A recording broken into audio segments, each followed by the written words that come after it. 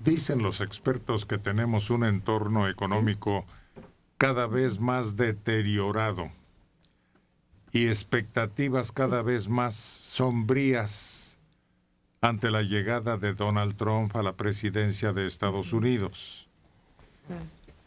En un evento que solo contó con funcionarios públicos de su gobierno, el presidente Enrique Peña Nieto conmemorará el 4º aniversario de que asumió la presidencia de la República en condiciones totalmente diferentes en 2012. Todo parecía estar color de rosa, ¿no, Tomás? Llegó, pero como a mover a México, realmente hizo una serie de reformas, propuso que llegaron a 11 y tenía una popularidad enorme. Él sí venía a mover a México y poco a poco han ido cambiando de tal manera las circunstancias que a estas alturas pues su popularidad no es la del principio, es obvio. 4 años transformando a México. Habrá un encuentro con servidores públicos y se prevé que el primer mandatario explique las condiciones en las que se encuentra el país tras terminar estos 2/3 de su administración. Y que ya no tiene tiempo.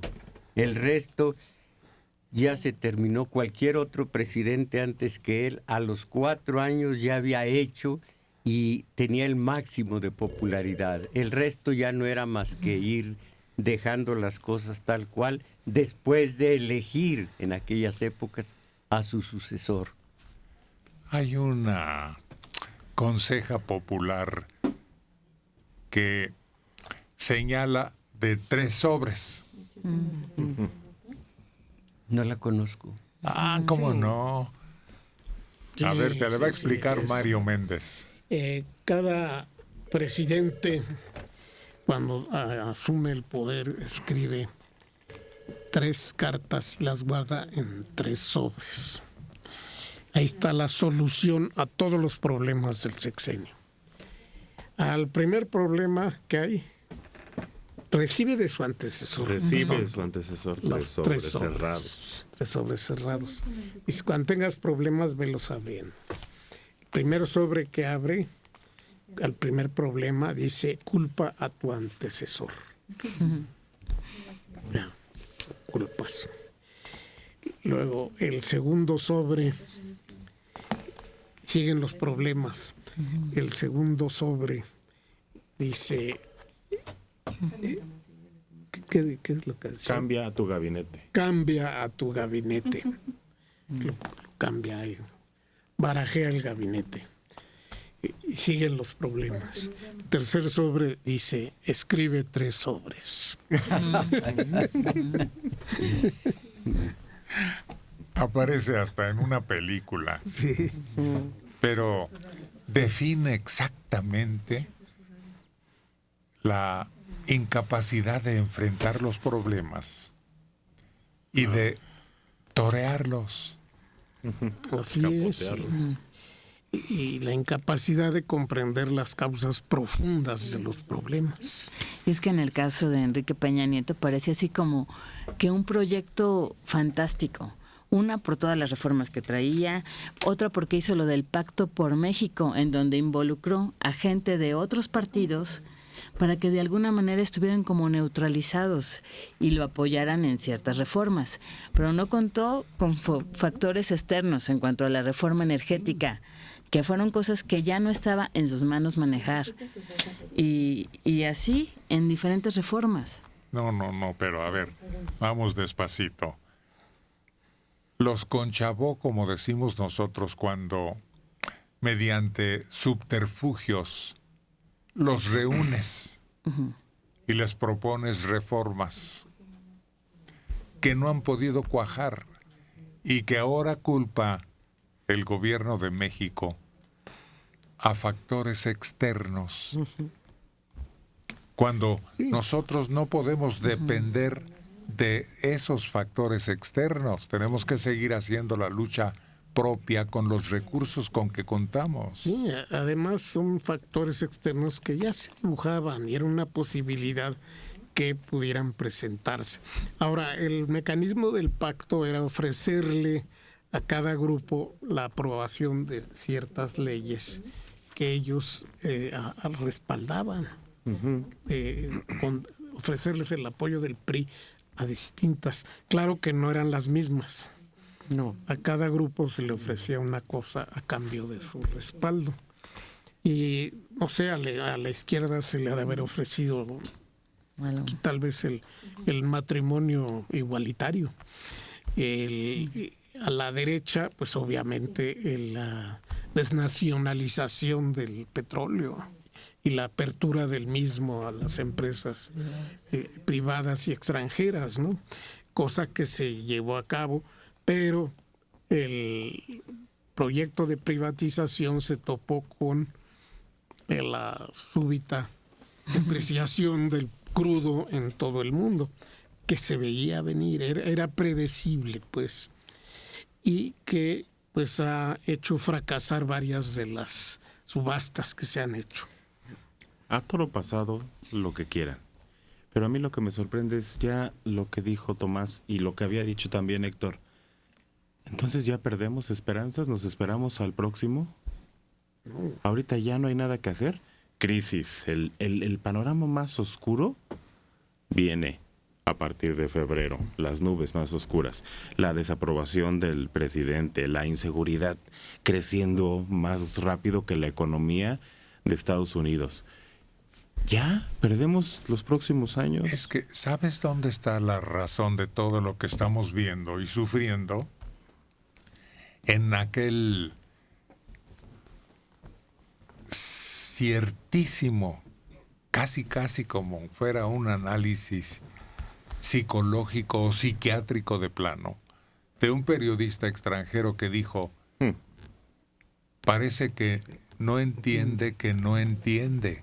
Así está pasando sobre los problemas de México. Pero y además, si este análisis se hubiera hecho, y lo más seguro es que se hizo, hace 6 años, hace 12 años, siempre lo mismo. Quiero decir que las crisis son recurrentes. Nosotros estamos estancados, estamos frenados en un estado de tal manera dificultoso que no ha cambiado nada.